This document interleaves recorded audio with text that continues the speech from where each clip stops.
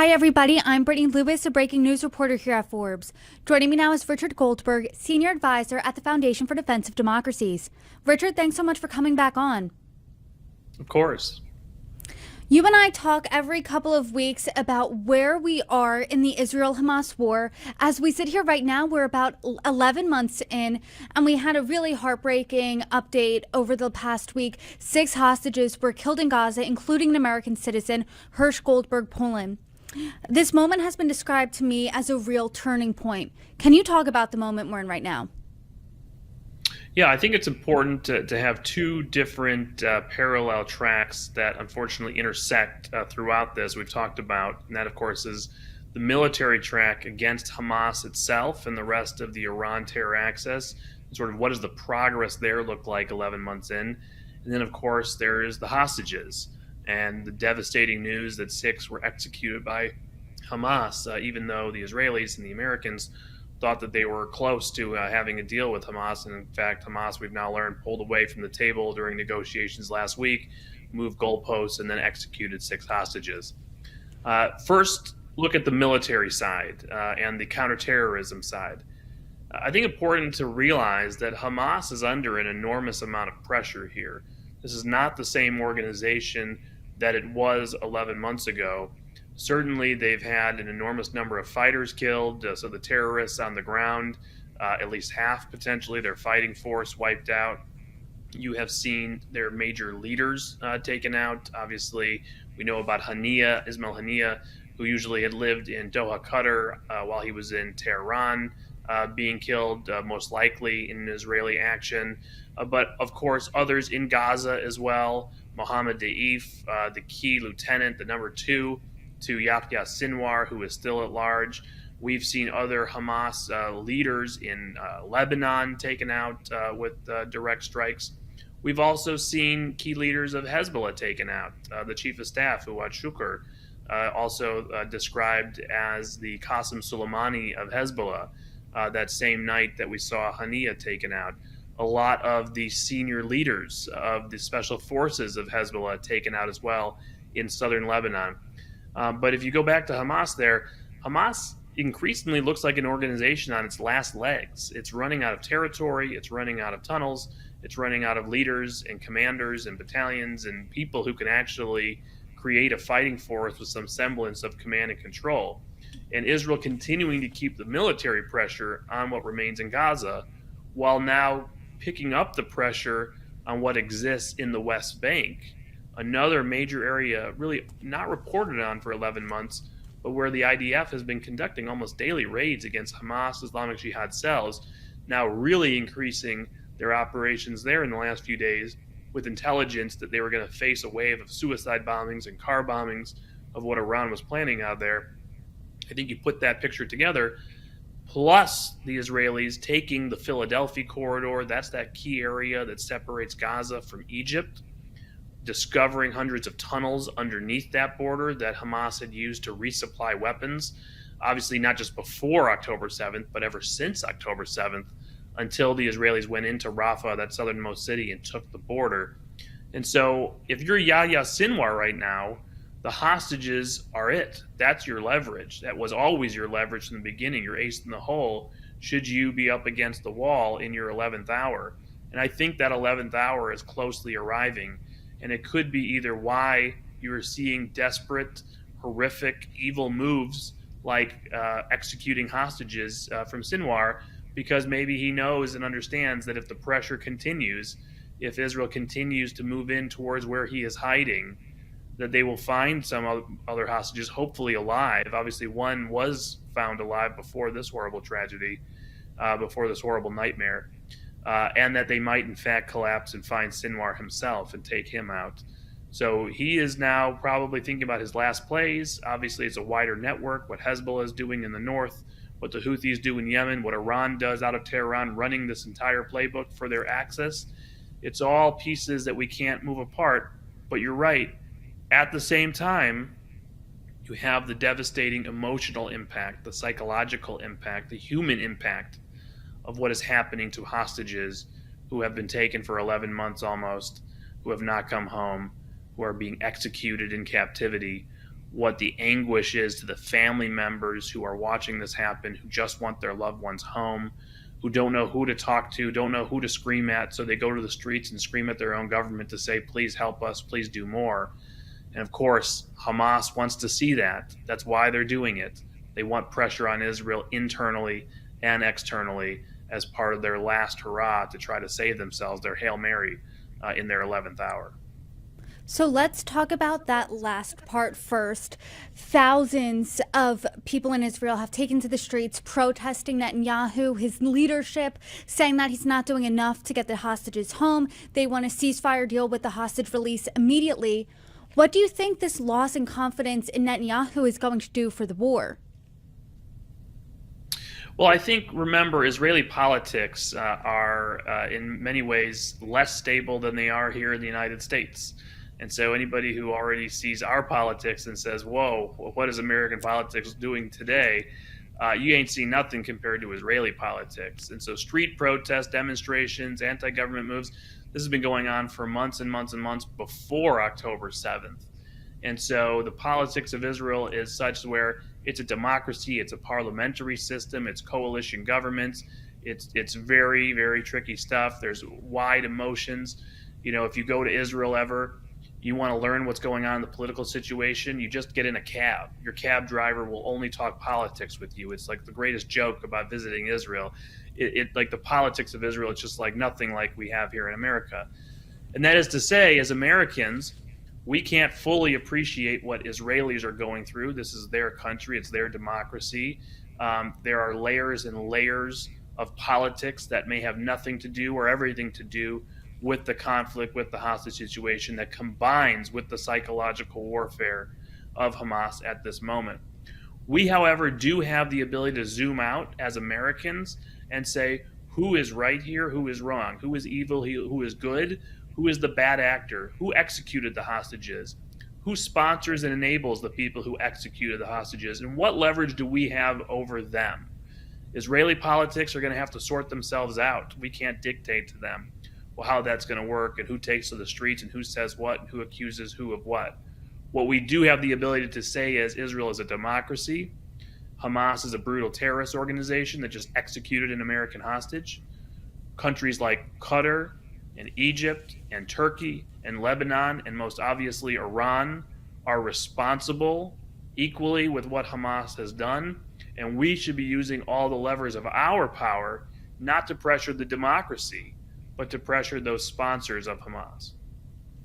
I want to talk about the United States' response to a potential ceasefire deal, because that, compared to what Netanyahu said, it kind of seems like they're definitely operating on two separate planets here. Here's what National Security Council spokesperson John Kirby said on Tuesday. The Biden administration believes the best way to reunite the hostages with their family, quote, is to get this deal in place. And as I said earlier, we believe we're close enough and that the gaps are narrow enough to achieve that outcome. It's not optimism, it's pragmatism. And Prime Minister Netanyahu reportedly told Fox News on Thursday, there's not a deal in the making. Unfortunately, it's not close.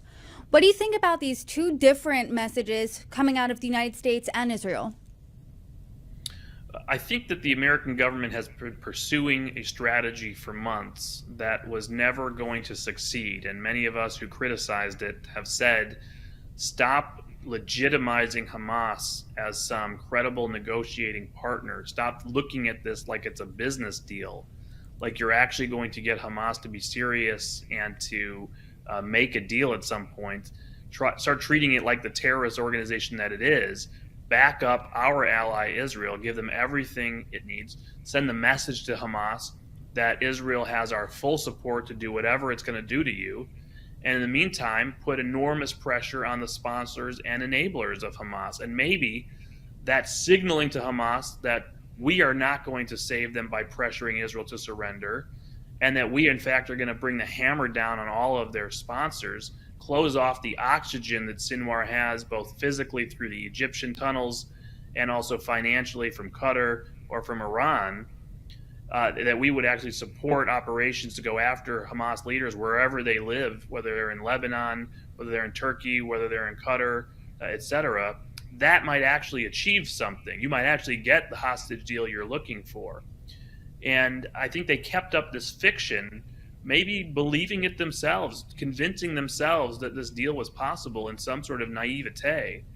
Maybe the Qataris telling them bad information on behalf of Hamas, trying to keep the Americans at the table, trying to keep themselves useful to the Americans to avoid the pressure that needs to come down on Qatar, and brought us to this day. And so I'll say there's an incredible Axios report that came out last night on Wednesday night, and it says that in fact the American government, the White House, is now reflecting that perhaps its strategy is not working, that perhaps there is no deal at this time Hamas would take, that in fact Israel has agreed to every concession America has asked of them for months, and it is Hamas that has continued to say no. Hamas moves the goalposts every time. We just learned this new information that last week, right before they executed the hostages, while we thought there was this big disagreement between Netanyahu and the White House, and people were blaming Netanyahu for pulling back on hostage talks, we've now learned from the White House through these reports, no, in fact, Netanyahu agreed to everything the White House wanted, and Hamas pulled back on anything agreed to in the past, moved goalposts on issues unrelated to that Egyptian border, now talking about the number of prisoners they want out of Palestinian jails. This is not a serious partner. This is a terrorist organization that has been messing with us for months, and we have legitimized it, and we've legitimized their sponsors. The madness has to end. If you want to get a ceasefire, if you want Hamas to realize its days are numbered, you have to talk like that, and you have to act like that. Give Israel the support it needs to go after Hamas and start cracking down on all of its sponsors. That's a really interesting point. Then I guess the next question would be, where do you go from here if you're negotiating with someone that continuously moves the goalposts? And as you said, they're not the same organization they were 11 months ago. They're on their last legs.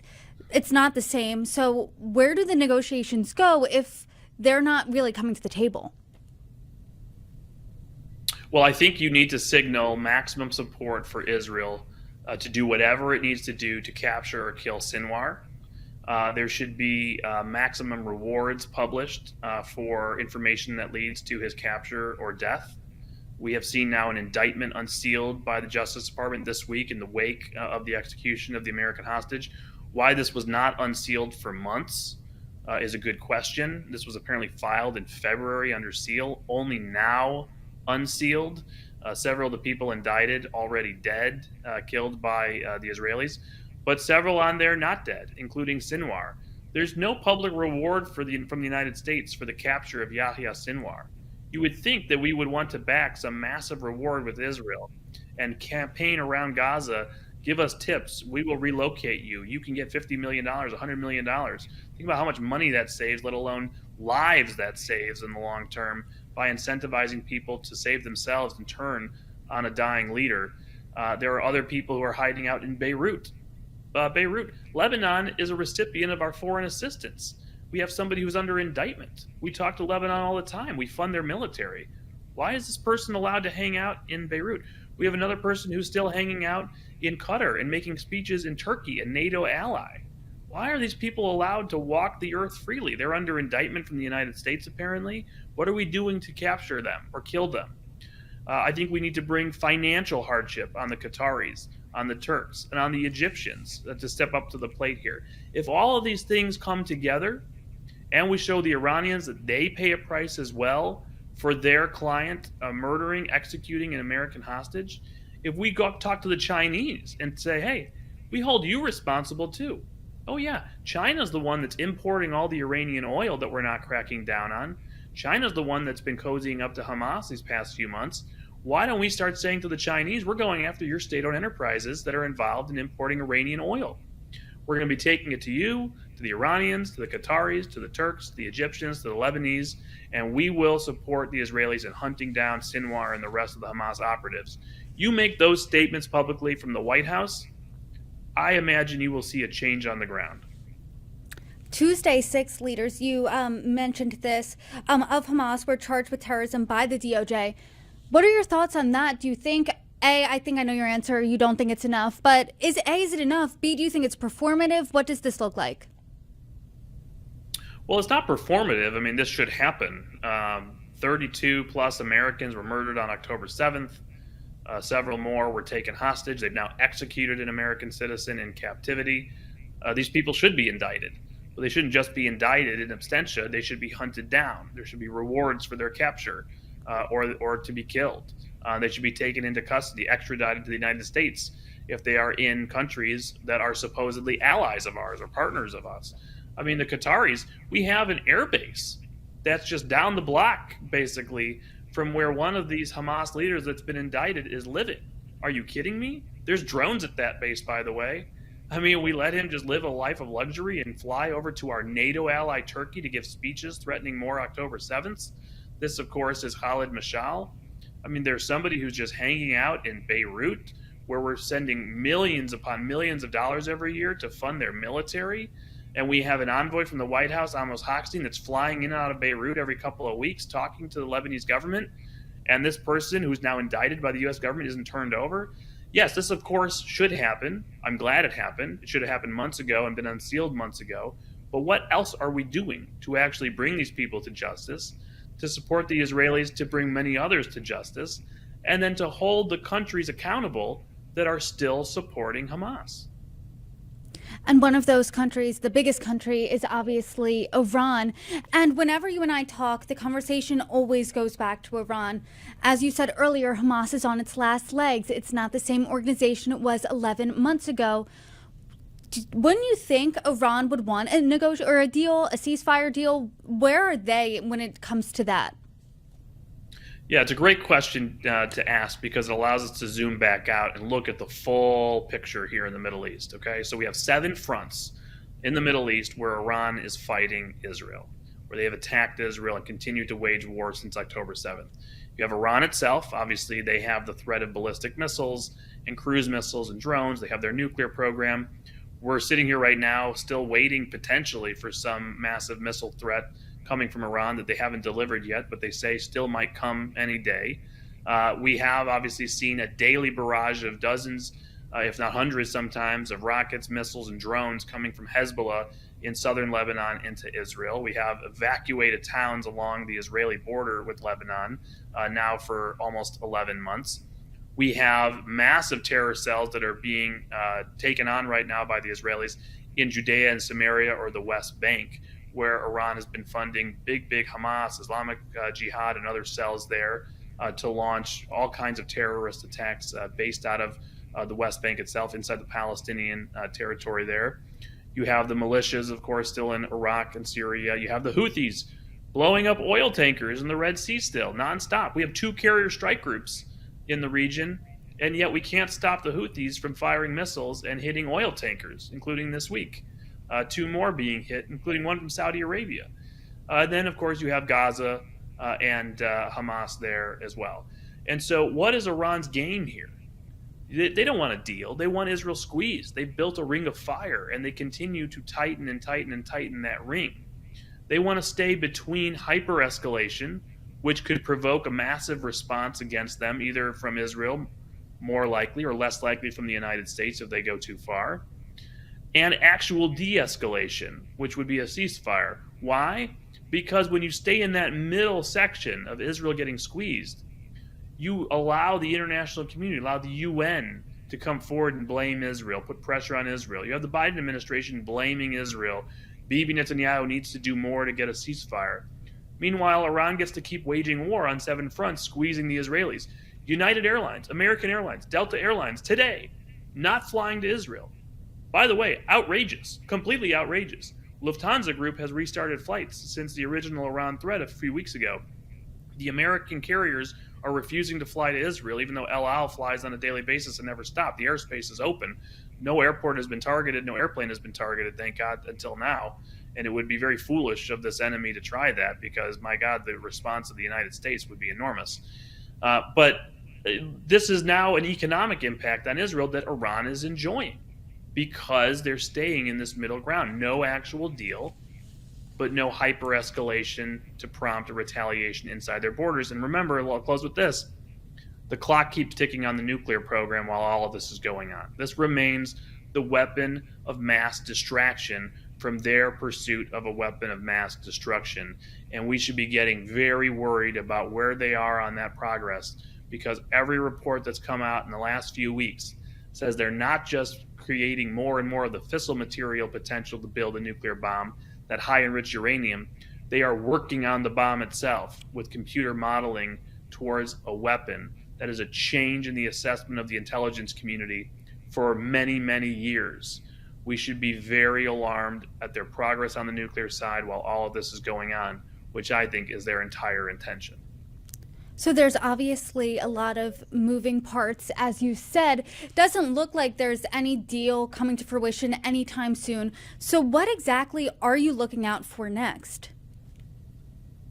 Well, number one, we should back Israel with respect to continuing to go after Hamas, pressuring all Hamas allies and sponsors and partners, because doing so might actually get you the release of additional hostages. And please God that happens, because we want to see hostages come home. And we can't control ultimately what a brutal, evil terrorist organization does, but we can do all we can to put enormous pressure on that organization until it believes it's at a breaking point and wants to take a break and offers to release hostages, even if it's for a temporary period, even if it's 20 people, 25 people, 30 people. That's 30 people whose families will get loved ones home.